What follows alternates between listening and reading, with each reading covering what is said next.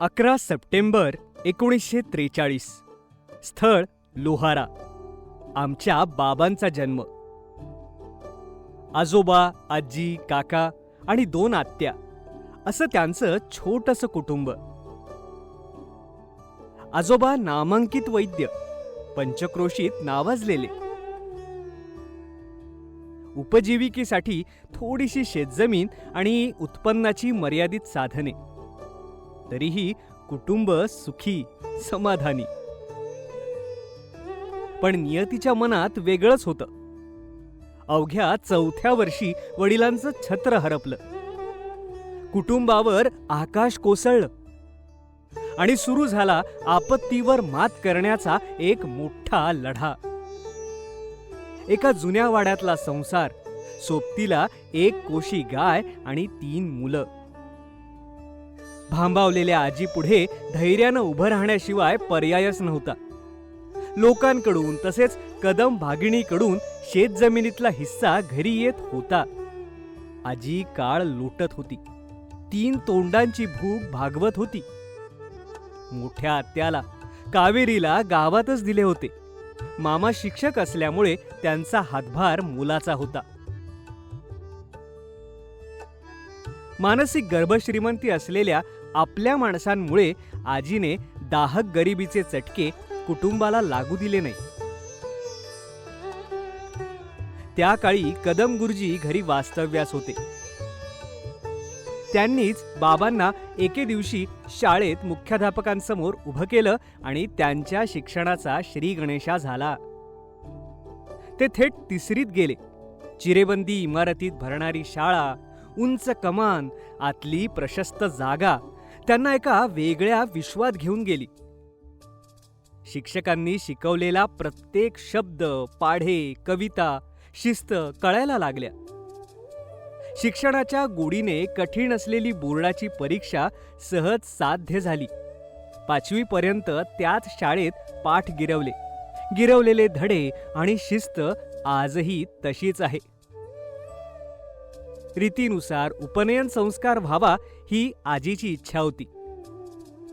वडील नसलेल्या मुलाचे कसे होईल या चिंतेत असताना गावातल्या प्रतिष्ठित तात्यासाहेब महाजनांनी त्यांच्या नातवाच्या मुंजीतच बाबांची मुंज केली. आता हा मुंजा त्यांच्याकडे देवपूजा करायला लागला आणि महाजनांनी त्यांना पोटच्या पोराची माया लावली. शिक्षणाच्या ठरलेल्या ध्येयापासून ते कधीच विचलित झाले नाहीत. पुढच्या शिक्षणाची हाक त्यांना उमरग्याला घेऊन गेली. ती वेळ कशी निभवायची, राहायची, खायची, पैशाची भ्रांत कशी मिटवायची हा प्रश्न होताच. पण म्हणतात ना, इच्छा तेथे मार्ग. नियतीने केलेल्या योजना इथे अधोरेखित होतात. अनेक शक्यतांच्या बंद दरवाजा आड नियतीचा खेळ सुरू असतो. अंधार आणि प्रकाशाच्या या खेळात उघडलेल्या कोणत्या दरवाजाने आत जायचं हे जसं आपल्या हाती असतं, तसंच नियतीच्या पण मनात असतं.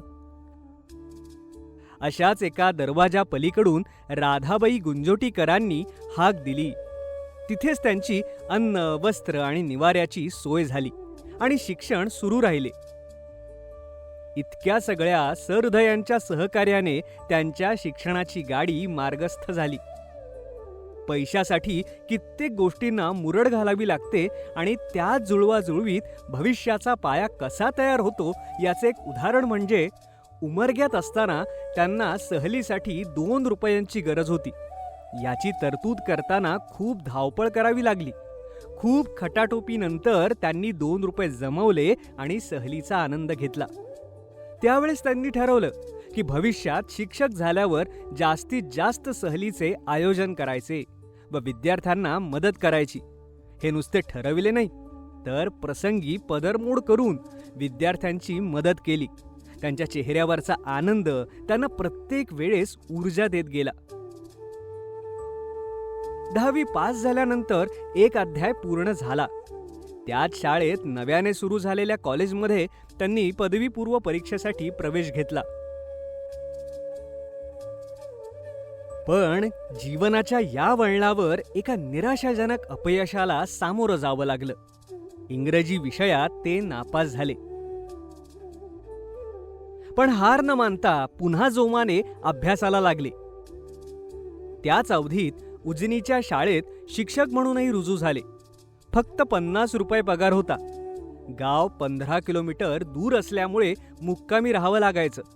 घरच्यांपासून दूर रात्रंदिवस विद्यार्थ्यांना शिकवत शिकवत जणू एक हाडाचा शिक्षक जन्म घेत होता. याच काळातली अजून एक आठवण अंगावर शहारा आणते. नोकरीचं गाव खूप दूर होतं.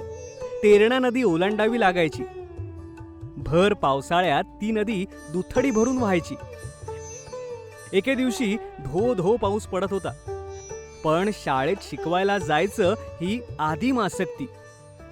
ते निघाले चिखल तुडवत, साथीदारांचा हात धरून ती वाहती नदी ओलांडायला.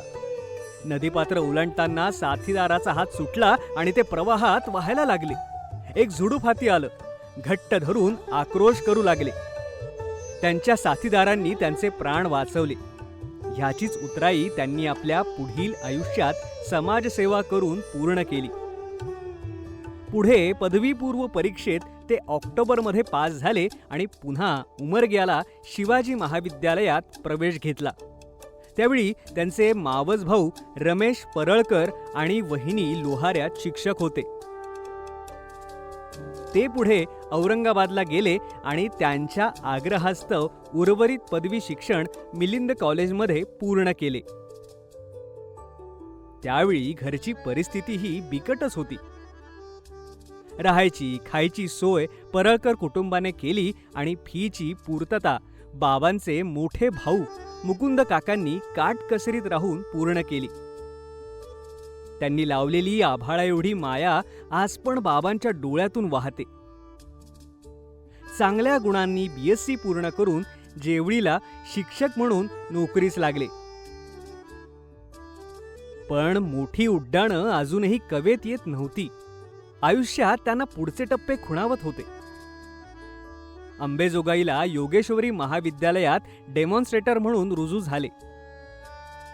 त्याच वेळी कॉलेजकडून 2 वर्षे रजा घेऊन त्यांनी MSc पूर्ण केलं. शिक्षक म्हणून उजनी जेवळी येथे रचलेला पाया अंबेजोगाईला मजबूत झाला. कार्यशाळा सहली व्याख्यानांना सुरुवात झाली. ज्ञानदाना पलीकडे जाऊन ज्ञानार्जन करता येते याची जाणीव झाली. त्यावेळी त्यांचा विवाह अक्कलकोट येथील नगरपालिका सल्लागार नामांकित वकील श्री गोविंदराव सुभेदार यांच्या द्वितीय कन्येशी श्री स्वामी समर्थ मंदिरात संपन्न झाला आणि आयुष्याचे नवे पर्व सुरू झाले. बाबांना आता ओढ होती प्राध्यापक होण्याची. ती संधी नूतन महाविद्यालय सेलूने दिली. 1972ला लेक्चरर म्हणून निवड झाली. ते सांस्कृतिक आणि शैक्षणिक वारसा लाभलेल्या सेलू नगरात वास्तव्यास आले. सेलूतला काळ त्या दोघांच्या आयुष्यातला अत्यंत जिव्हाळ्याचा, आनंदाचा आणि आत्मसन्मानाचा होता. 25 वर्षे एका संस्थेशी घट्ट नात्याने जोडले गेले. एक प्राध्यापक म्हणून नावलौकिक मिळवला.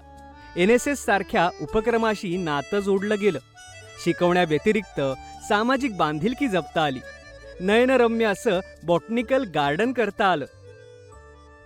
प्राचार्य द.रा. कुलकर्णी, सोनाजी कुलकर्णी, गोबाजी देशमुख, भांगडियाजी यांच्या मार्गदर्शनाखाली एक ओळख निर्माण झाली. नूतन महाविद्यालयात पीकशास्त्र, पर्यावरणशास्त्र हे कोर्सेस तसेच रेशीम शेती सुरू करण्यात त्यांचा सिंहाचा वाटा होता. आजूबाजूच्या 20 गावांमध्ये साक्षरतेचं महत्त्व पटवून प्रौढ शिक्षणाचे कार्य केले. सहली, व्याख्याने, परिसंवाद, काही शाळा समूह योजना अशा असंख्य क्षेत्रात मुक्त संचार करता आला. पारधी समाजाला मूळ धारेत आणण्याचं कार्य करता आलं. रिक्षा चालकांची संघटना बनवून त्यांच्या आर्थिक विकासासाठी प्रयत्न केले. दरम्यानच्या काळात संसार वेलीवर 3 चिमुकल्यांचं आगमन झालं. आईने हे शिवधनुष्य सहज पेललं. हाताला धरून आम्हाला शाळेत पाठवलं. शिस्त लावली. आमचे हट्ट पुरवले. लाड कौतुक केलं. आमच्या पंखांना उडण्याचं बळ दिलं. आम्ही सेलूतच लहानाचे मोठे झालो. उच्च शिक्षित झालो. आपापल्या वाटेवर चालू लागलो. आई बाबांना स्वतःच्या हक्काच्या घराचे स्वप्न पूर्णत्वाला न्यायचे होते. अशा समविचारी इच्छुकांना हाताशी धरून एक भूखंड मिळवला आणि श्रीनगर कॉलनीची घरकुल योजना राबवली. त्यासाठी अहोरात्र मेहनत घेतली. ह्या कॉलनीचे स्वरूप एकत्र कुटुंब पद्धतीचे होते. सर्व सदस्य इतके एकजीव होते की तो आपलेपणा, जिव्हाळा अजून कायम आहे. स्वस्थ बसले ते संधीकर कसले. आता डॉक्टरेट मिळवण्याचं स्वप्न त्यांना खुणावत होतं. त्यावेळी त्यांना कोणीतरी म्हटलं, तू एवढा बिझी असतोस, तुला काय जमणार? त्यांनी ते चॅलेंज म्हणून स्वीकारलं. 2 वर्षातच त्यांनी PhD मिळवली. पुढे त्यांनी 5 विद्यार्थ्यांना PhD साठी मार्गदर्शन केले. 1997 मध्ये त्यांची प्राचार्य पदावर मुखेडला नेमणूक झाली. एका अनिश्चित कारकिर्दीची सुरुवात करताना ते कुठेही डगमगले नाहीत. मुखेडमध्ये स्वतःचा ठसा उमटवला आणि विद्यापीठात एक यशस्वी प्राचार्य म्हणून ओळख निर्माण केली. कालांतराने त्यांना जालना येथील महिको कंपनीच्या एका नवीन कॉलेजची धुरा सांभाळण्याची संधी मिळाली. राजकीय, भावनिक, वैचारिक, सामाजिक आणि आर्थिक प्रश्नांची जाण ठेवत बाबांनी कित्येक जणांना जगण्याचे शास्त्र शिकवले. 2003 मध्ये रिटायर झाल्यानंतर काय, हा प्रश्न त्यांना शिवला नाही. त्यांचा शैक्षणिक क्षेत्रात नावलौकिक होता. विद्यापीठात दबदबा होता. ह्या अनुभवाच्या जोरावर त्यांनी जालन्यातील नावाजलेल्या मत्स्योदरी शिक्षण संस्थेत ॲडमिनिस्ट्रेटर म्हणून 15 वर्षे काम केले आणि पुढे पुन्हा एकदा बारवाले कॉलेजमध्ये मार्गदर्शक म्हणून सेवा दिली. बाबांनी त्यांच्या कारकिर्दीत केलेली कामं अमाप आहेत. ती इथं मांडणं अशक्यच. त्यांच्यातला तो उत्साह, ती धडपड, मदत करण्याची तळमळ अव्याहतपणे चालू आहे. अजूनही त्यांच्या गप्पांचा फड जमतो. लोक सल्ला घ्यायला येतात. त्यांना माणसं जोडायला आवडतं, बोलायला आवडतं, भ्रमंती करायला आवडते. अजूनही त्यांचं मन पाना फुलात रमते. बागकाम करताना ते थकत नाहीत. थांबणं त्यांना माहीतच नाही.